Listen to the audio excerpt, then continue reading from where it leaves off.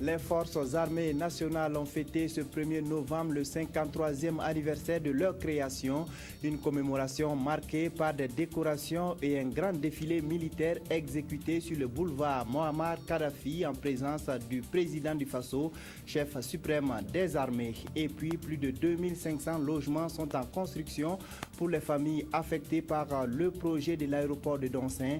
Le comité régional d'installation et d'indemnisation a effectué une visite des différents chantiers. Objectif, appeler les entreprises à accélérer le rythme des travaux. Voilà pour les titres. Bonsoir à tous et bienvenue dans cette édition. Les forces armées nationales ont soufflé aujourd'hui sur leur 53e bougie. L'un des moments forts de cette célébration a été la parade militaire qui a mobilisé plus de 1500 militaires et paramilitaires sur le boulevard Mohamed Kadhafi. Les troupes au sol comme les troupes motorisées ont exécuté dans la perfection le grand défilé au plaisir du public qui a fait le déplacement pour communier avec son armée. Reportage Jacques Lamissa, Tarpaga. 53 ans de vie de l'armée nationale, ce sont 53 ans de combativité, de ténacité et de dévouement au service du développement de la nation. Voilà qui est matérialisé ici sur le boulevard Mohamed Kadhafi par cette figure de la fanfare de la gendarmerie nationale. Une revue des troupes par le chef suprême des armées, mise en relation directe des hommes avec leur chef et place à la parade. Les troupes à pied ouvrent le bal, la garde rouge, les élèves du Prytanée militaire du Kadiogo, l'armée de terre se succèdent. Puis vint cet instant. Les palans, symboles de souplesse, de fierté, d'audace, mais aussi d'assurance face à l'adversité. Les forces armées nationales, c'est également la cavalerie et l'ensemble des troupes motorisées. Et aujourd'hui, le point d'honneur est mis sur la capacité des forces armées nationales à faire face aux défis de la sécurité régionale. Tout cela sous le regard attentif mais aussi admiratif de la population. On pense à remercier le président du Faso de tout ce qu'on a vu. Mais le pays est toujours calme, on pense à le remercier. Je remercie tout le pays, franchement, toute l'armée. Et salut le président du Faso aussi, en particulier. On a comblé quand même de voir tout ce qu'on a vu, franchement on est content. Les forces armées nationales avec à leur côté les corps paramilitaires, la police, les gardes de sécurité pénitentiaire, les agents des eaux et forêts et même les anciens combattants et les anciens militaires, sans oublier leurs épouses, sont résolument tournés vers la paix dans le monde. Une paix qui se construit de l'intérieur. Depuis quelques années, nous faisons des efforts pour nous rapprocher de cette population et je pense que la population comprend très bien les actes que nous posons. Notamment lors des journées portes ouvertes, nous avons remarqué une forte affluence. Nous avons dénombré près de 2000 jeunes gens qui sont venus voir les différents prototypes d'armement que nous avons et c'est une bonne chose. Je pense que la participation massive des populations à cette grande parade montre l'importance qu'elle accorde désormais justement aux liens armée-nation, des liens qui se renforcent davantage. Cet anniversaire des forces armées nationales est un moment d'hommage à une institution, mais surtout aux hommes et aux femmes qui servent leur pays par les armes, au péril souvent de leur vie. C'est donc un devoir de mémoire à tous ceux qui sont tombés sous le drapeau pour la gloire de la patrie.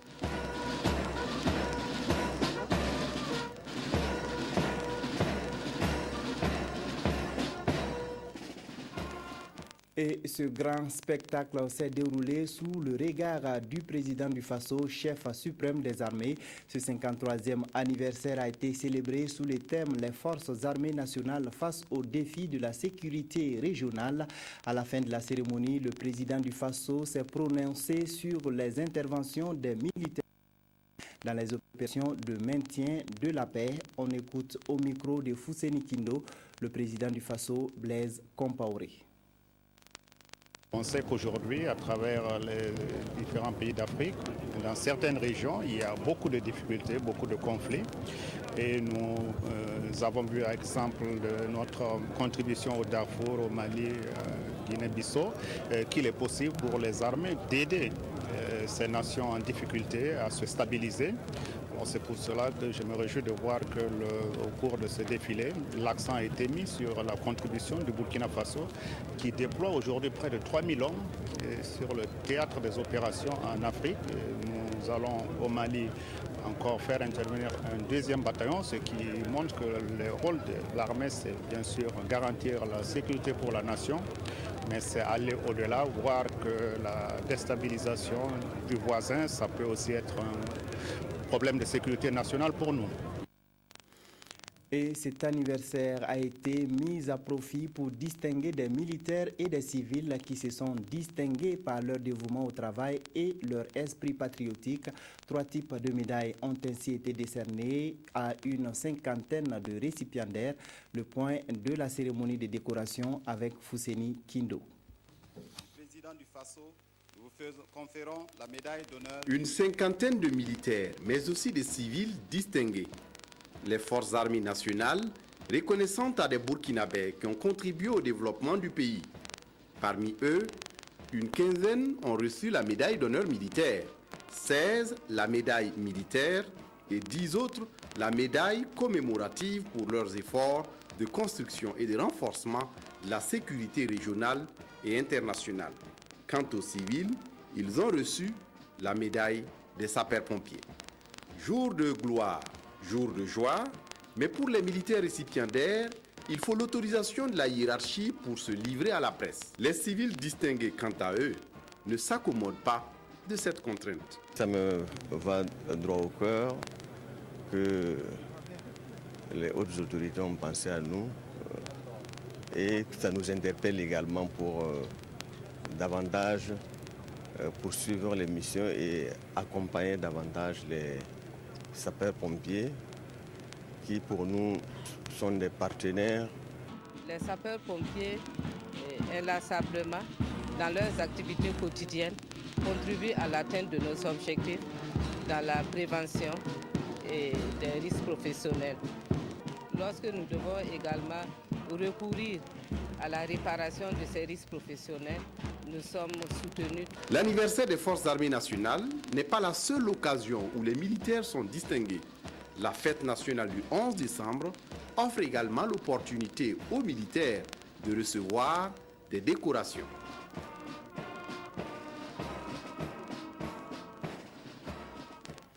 Voilà qui va permettre à la commune de Manga de renforcer son dispositif sécuritaire. La police municipale de la cité de l'Épervier vient d'être installée, une installation qui réjouit le conseil municipal et l'ensemble de la population. Le point de la cérémonie avec Claudine Bikaba. Avec la fin de la formation à l'École nationale de la police, 6 agents sont désormais mis à la disposition de la commune de Manga, cité de l'Épervier, ce qui a occasionné une cérémonie officielle d'installation et de présentation de la nouvelle police municipale à la population. Une cérémonie ponctuée par l'installation du commandant de la nouvelle équipe, conscient de la charge qui l'attend.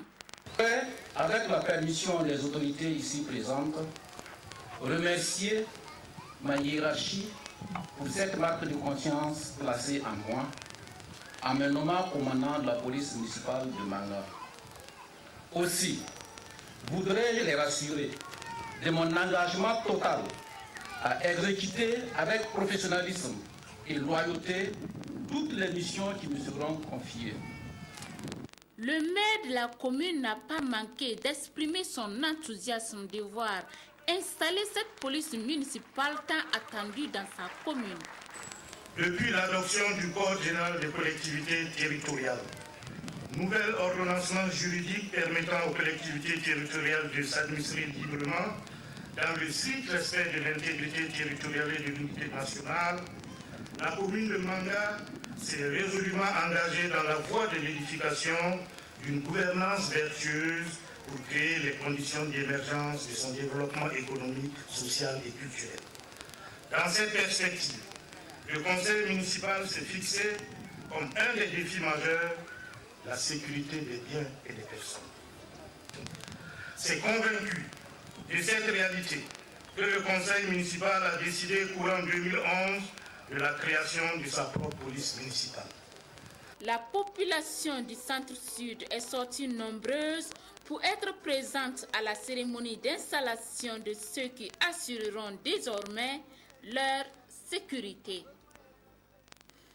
Débuté hier dans une salle, l'atelier des parlementaires sur le genre et les droits humains s'est achevé aujourd'hui par une visite aux pensionnaires du centre d'El-Wendé, touchés par les conditions de ces vieilles femmes accusées de sorcellerie et expulsées de leur communauté. Les députés entendent faire des recommandations à l'endroit du gouvernement pour que cesse ce genre de pratiques sous nos cieux. Reportage Anna Lusikeri. Avant la clôture de leurs travaux, les participants à l'atelier genre et droits humains se sont rendus au centre d'El-Wendé de Tanguin. Des échanges avec les pensionnaires et leurs responsables et des visites de locaux, dont des dortoirs et la porcherie, ont ponctué cette visite d'une matinée. Pour les élus, si des efforts sont faits de part et d'autre pour redonner un peu d'espoir aux femmes exclues et démunies de Tanguin, les difficultés persistent. Ce que je voudrais que ces députés fassent pour le centre d'El-Wendé, c'est pour sensibiliser davantage. Aller jusqu'au fond, là où ça commence, à la racine, au village, parler avec les chefs coutumiers, les chefs des familles, pour que le phénomène de chasser les mamans s'arrête. Les membres de la CANC, la Commission de l'Emploi, des Affaires sociales et culturelles et de la KJDH, la Commission des Affaires générales, institutionnelles et des droits humains ne pouvaient rester insensibles aux problèmes de ces femmes vulnérables. En venant ici, nous avons encore vu comment, sur la base simplement de superstitions, de calomnies, on peut briser la vie d'une femme en la chassant, en l'excluant de son milieu de vie. Et cela est quelque chose qui nous choque. Du centre d'El-Wendé, les députés se sont retrouvés en atelier pour échanger avec le représentant du ministère de l'Action sociale en charge des personnes âgées. Dans le débat, la problématique, c'est est-ce que, par exemple, on est femme ou on devient femme de par la société. Est-ce qu'aujourd'hui, cette forme d'exclusion de nos sœurs, de nos mères, ne peut pas trouver une solution? Je pense qu'au terme de ces travaux, ce sont des interrogations auxquelles nous, députés, nous devons apporter des réponses. Si ce problème est pris à bras le corps, la discussion peut vraiment être menée, faire des campagnes de sensibilisation, avoir l'accompagnement de l'État, l'accompagnement des partenaires financiers, techniques et financiers, pour avoir les moyens nécessaires de faire la sensibilisation. L'atelier humain s'achève, mais la réflexion va se poursuivre au niveau de la Commission des Affaires générales institutionnelles et des droits humains. Les membres de cette commission, qui comptent faire des recommandations en direction du gouvernement, n'excluent pas la possibilité de mettre en place un réseau pour la protection des droits des personnes âgées et vulnérables. C'est ce dimanche à partir de 11h27 que l'éclipse solaire sera observée au Burkina Faso. À 2 jours de cet événement exceptionnel, une de nos équipes a fait le tour de la capitale pour voir comment les Ouagalais s'apprêtent à vivre ce moment unique. Des détails avec Estelle Judith Assogba. L'éclipse solaire est un événement unique et tant attendu des Burkinabés ce 3 novembre.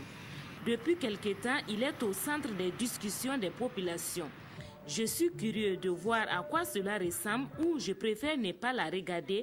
Voici les phrases qui reviennent couramment du bout des lèvres de certaines personnes. À 2 jours de cet événement, des Ouagalais se prononcent sur les mesures à prendre. Pour des raisons de prudence, certains ont choisi le comportement le plus simple et rassurant. Je ne compte pas regarder l'éclipse en tout cas. Je préfère rester à la maison avec mes enfants, enfermé jusqu'à ce que ça passe. Je vais rester à la maison, tranquillement, pour regarder à la télé. Ce qui va sortir à la télé, je vais regarder ça. Comme il faut s'y attendre, en pareil événement, il y aura toujours des personnes qui chercheront à satisfaire leur curiosité. C'est un événement qui n'arrive que, on ne sait pas si c'est une dizaine d'années, une vingtaine d'années, on n'en sait jamais. C'est un profit pour mieux regarder l'éclipse solaire, mais prendre soin vraiment de se protéger. Par rapport à l'éclipse, du 3, je crois que même si c'est 1 minute ou quelques secondes, je crois que c'est bien de regarder parce que ça n'arrive pas 2 fois dans une vie, à ce que nous avons appris. Donc nous prenons toutes les dispositions avec les membres de la famille pour pouvoir voir ça ne serait-ce qu'une minute, quoi. J'ai attendu que le soleil va nous déranger notre gilet là. Donc c'est ça que j'ai payé 3 verres là pour moi avec ma famille. Le phénomène aura lieu entre 11h et 15h. Le ministère de la Santé et des spécialistes du domaine ont déjà informé la population sur les inconvénients que cette éclipse pourrait causer à la vue. À chacun de prendre donc ses responsabilités. Ce sont des travaux entrepris il y a quelques mois dans le but de bitumer des routes dans le quartier présidentiel de Ouaga 2000 et à Wemtenga. Les travaux d'exécution sont de l'ordre de 60%, mais certains chantiers accusent des retards imputables à la tuyauterie de l'ONEA et au câblage de l'ONATEL et de la Sonabel. Constat fait hier par le ministre en charge des infrastructures en tournée de supervision. Reportage Oswald Gaëtan Segda. Première étape de la visite, le boulevard Blaise Compaoré en chantier. Long de 5 km, il va de la jonction route de Saponé et passe devant le palais présidentiel. C'est un ouvrage de 2 fois 3 voies plus des pistes cyclables. À l'intérieur de Ouaga 2000, d'autres voies sont en construction, dont celle qui permet d'accéder au bâtiment de la Direction générale du Trésor public. Sur ces chantiers de Ouaga 2000, pas de souci majeur, excepté le tronçon d'1 km qui n'est pas budgétisé. L'étude du projet n'a pas tenu compte de certains paramètres. Vous voyez qu'il est buté à ce niveau-là. Donc il reste 1 km. Vous voyez, quand vous voyez même, c'est pas joli. Il reste 1 km dont on n'a pas de budget pour terminer ça. Donc il va falloir que le ministère des Finances et le ministère des Infrastructures regardent. Seconde étape, Wemtenga. Là, une dizaine de voies de 13 km environ sont en construction pour décongestionner le trafic sur l'avenue Babangida. Il nous reste à peu près un trimestre globalement pour terminer et nous sommes globalement à plus de 70 voire 80% d'exécution. Les parties les plus difficiles sont derrière nous. On a fini l'assainissement quasiment. Vous voyez, on est en train de faire les couches de base. Bientôt, nous allons passer au revêtement et à la mise en place de l'éclairage public. La visite s'achève sur un air de satisfaction. Nous voulons féliciter les entreprises qui interviennent. C'est pratiquement 15 milliards de francs CFA que le gouvernement a mis pour la réalisation de ces voiries, l'ensemble de ces voiries, avec la première phase de celle de Ouaga 2000. Et nous pensons que c'est un investissement très important au profit des populations. C'est un effort exceptionnel du gouvernement que nous saluons et pour lequel nous demandons vraiment aux populations d'en faire un bon usage. En février 2014, tous les chantiers auront été achevés et réceptionnés et les voies ouvertes à la circulation. Rendons-nous à présent sur le chantier de construction des logements pour les familles déplacées par la réalisation de l'aéroport de Donsin. Des logements et des infrastructures socio-éducatives sont en chantier sur 9 sites. Le comité régional de réinstallation et d'indemnisation est allé constater l'état d'avancement des travaux. Il a surtout invité les entreprises à hâter le pas pour livrer les bâtiments dans les délais requis. Moussaki pour le reportage. Journée chargée pour le comité régional de réinstallation et d'indemnisation des personnes affectées par le projet de construction de l'aéroport de Donsin. Une visite de terrain pour constater l'évolution des travaux de logement sur les 9 sites qui vont servir de toit pour environ 1114 personnes. Du site de Kartenga à celui de Kouriaoguin, en passant par ceux de Taosgoin, de Voaga, de Silmigou, de Taptenga, de Donsin, de Konenga et de Nomstenga, les entreprises s'activent. Cette visite-là, ça rentre dans le cadre justement des attributions du comité régional.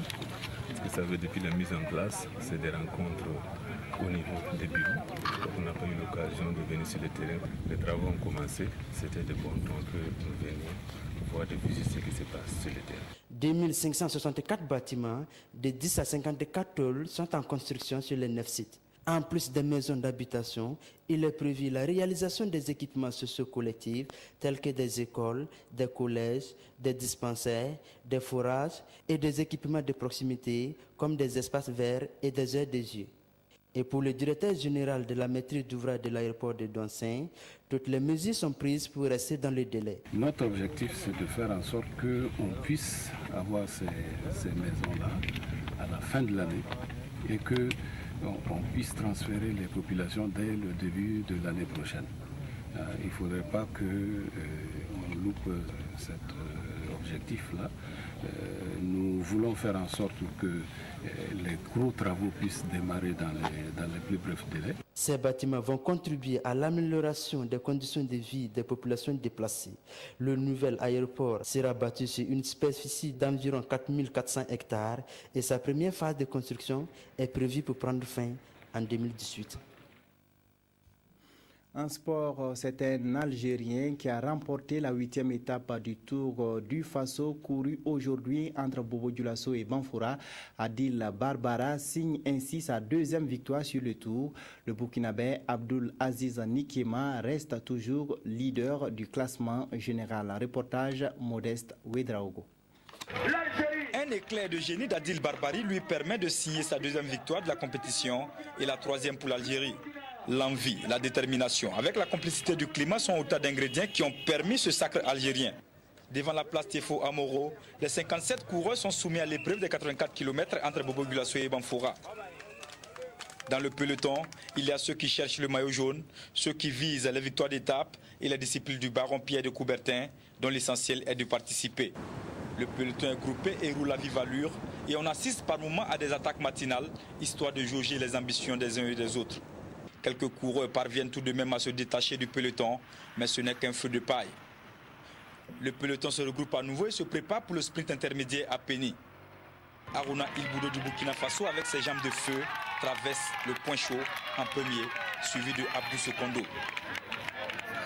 Dès lors, le peloton se dirige lentement mais sûrement vers la cité du paysan noir. Avant même d'atteindre Toussiana, le 2e point chaud de la journée, un groupe de 11 coureurs se distance du groupe maillot jaune et creuse un écart d'1 minute 15 secondes. À l'arrière du peloton, un important groupe se lance à la poursuite des fuyards jusqu'à Toussiana. Sprint enlevé par le même homme, Harouna Ilboudo. Les hommes de tête prennent même une avance d'1 minute 45 avant de se faire reprendre par les 33 intercalés. Les cyclistes avalent kilomètre après kilomètre et finalement 2 hommes sortent de l'échappée.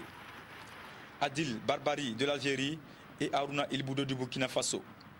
Le face-à-face entre les 2 garçons tourne à l'avantage de l'Algérien qui passe la ligne d'arrivée en solitaire en 1h56 minutes 15 secondes, soit 43,406 km/h. On a fait une échappée tous les deux dans les derniers 10 km, j'espère. C'est dur parce que tous les coureurs on était comme ça. Mais on a décidé de partir, on a organisé. On a bien roulé jusqu'à l'arrivée et au sprint, on a fait le sprint parce que pas de cadeau. Harouna Ilboudo arrive en 2e position. Abdel Bassat Anar de l'Algérie est 3e. Le groupe maillot jaune rentre par un sprint massif. Cette 8e étape est patronnée par Total Burkina. Elle est surtout marquée par la chute de l'un des prétendants sérieux du maillot jaune, Isiaka Cissé de la Côte d'Ivoire. Il reste toujours à 8 secondes d'Abdoulaziz Nikema. Dans le cyclisme, il faut avoir toujours le fair play. C'est toujours la chance. Ce n'est pas en chutant que je dois essayer de les rivaliser encore. On doit se rivaliser en temps normal et en même comportement. Celui qui gagne le maillot, il a le maillot. Il ne faut pas que je vais l'attaquer quand il est chuté. Donc il est fort, moi aussi je suis fort. Adil Barbari porte le maillot du vainqueur du jour. Le maillot cunette de la combativité et celui des points chauds sont l'affaire de Harouna Ilboudo. Le maillot vert est désormais la propriété de Abdel Bassat Anark. Le maillot jaune est bien entendu sur les épaules d'Abdoulaziz Nikema. Voilà qui met fin à cette édition. Merci de l'avoir suivi. Bonne suite de programme sur nos antennes.